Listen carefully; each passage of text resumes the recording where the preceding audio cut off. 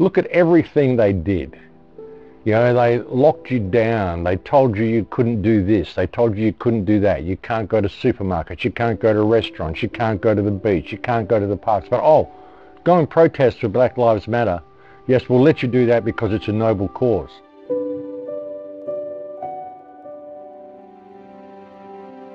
If the pandemic was real and the virus was real, they would never have approved the protests, folks. I can't say it's a noble cause, so the virus has gone away. If there was a virus, they wouldn't have approved the protests. I mean, it should be so obvious to people. I don't know why people can't get it. It should be obvious to them. How many of the announcers you see on the news are even real? How much of what you see on television is real at all, folks? You know, isolation is one of the most cruelest forms of punishment that they do to people in prison. What they're doing is they're putting the entire world into prison with these ridiculous rules that they're putting in place.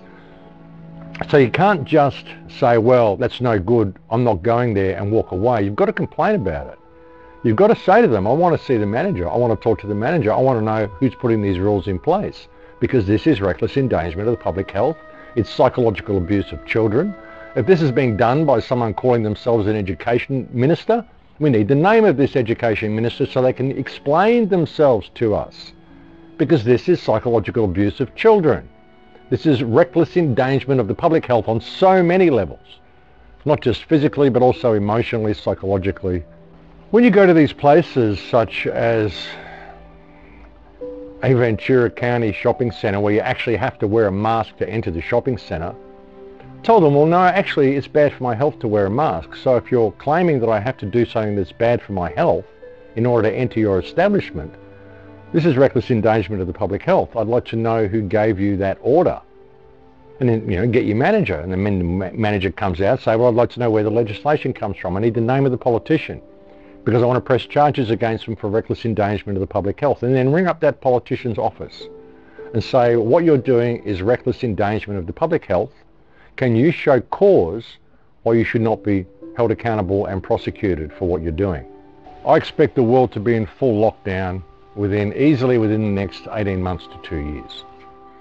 You know, it's our choice as to whether to go into this smart system, whether to allow ourselves to be led into this smart system, but the choices that we make are by our everyday actions, by what we do, whether we choose to use this smart technology and allow it to thus lead us to an inevitable conclusion, which will be a complete and total lockdown of humankind coming very, very quickly, and will actually be finalised and all on board and up and running easily within the next couple of years. Within the next 18 months to 2 years, this is where the world will be if we do not be aware of the choices that we are making every day.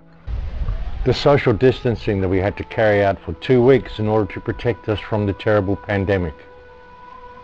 As I've said so many times, the reaction that the government has undertaken as a response to this alleged pandemic has been far worse than the pandemic itself. And now they're coming for your children. You know, I said way back in the beginning, folks, this isn't going away. This new normal, this social distancing is what they want to do forever now. They're even teaching it to schools here in Australia. Grade 2 students in Australia are being taught the COVID song about how to respect social distancing, and there are penalties for not applying by it, and we're scared of this invisible boogeyman. Like I said, folks, it's the complete destruction of childhood. And as I said, it's not going away. You know, we've got pop-up shops happening now, folks, pop-up stores, new novelty stores which will supply you with everything you need for COVID. Basically everything you need to show the world that you're completely stupid. And you even get scanned when you walk into these stores, folks, but it's okay being scanned because you're being scanned in a really cool, high-tech way.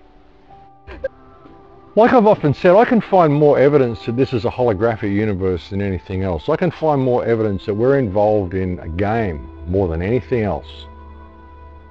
And, you know, the one thing that you came here to do is to die. That's a given.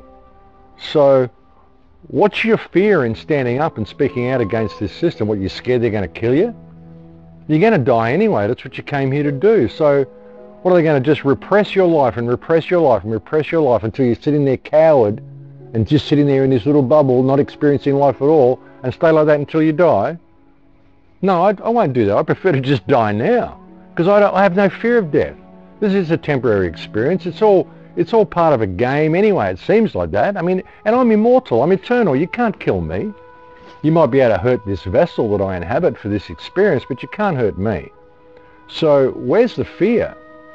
What is there to be afraid of? And if this is a temporary experience and you're only here for, the period it takes for your life to live itself out, well, you have no stake in what this race does or what this place becomes or what happens. I mean, why worry about it? What is there to be stressed out about?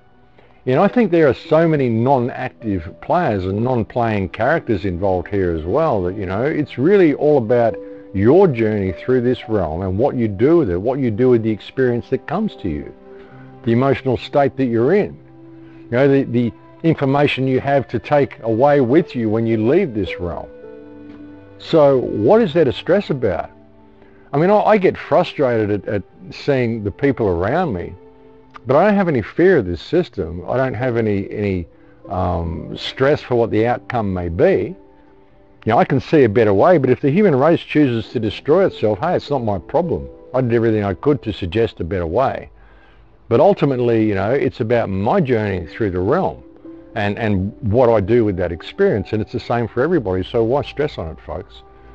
As I've often said, enlightenment is a destructive process, and if you don't really want to see how deep and how dark the shadow is, well, you shouldn't look into the blackness to begin with.